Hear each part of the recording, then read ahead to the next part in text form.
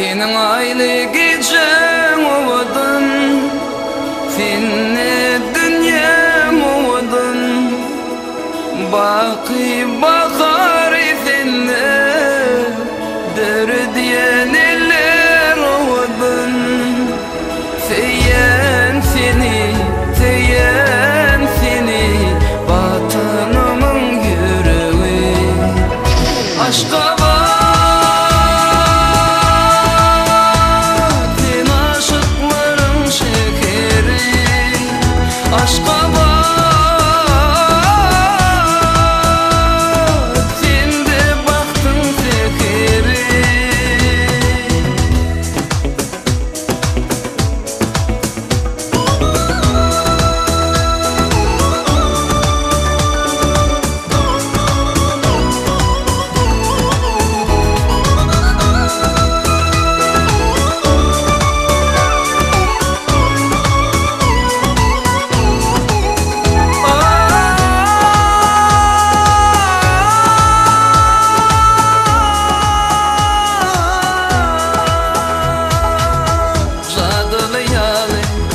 kuşluğu vardı, canına finger sayram akıllı. Şekirdi feyran, edinler hayran. Bu gül zamanı eşretli divran. Coşkuna dolyan, coşkuna dolyan. Ovadın bürkü hayrana kalyan.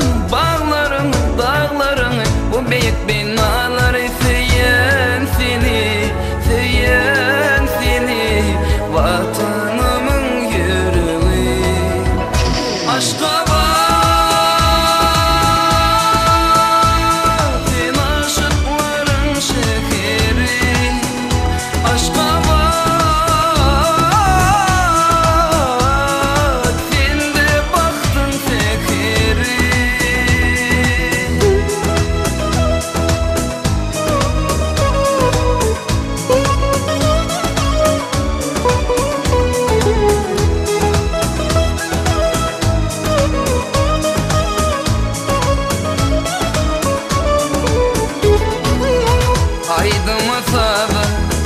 dolur vada, mekrivan şeyle oğlunu kıyva.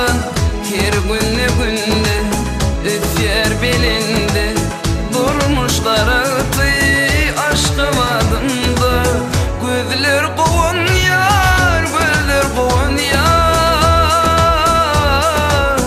Kalbimde sevgim mekrim uyan yar. Güllerini, yollarını ayda bana favları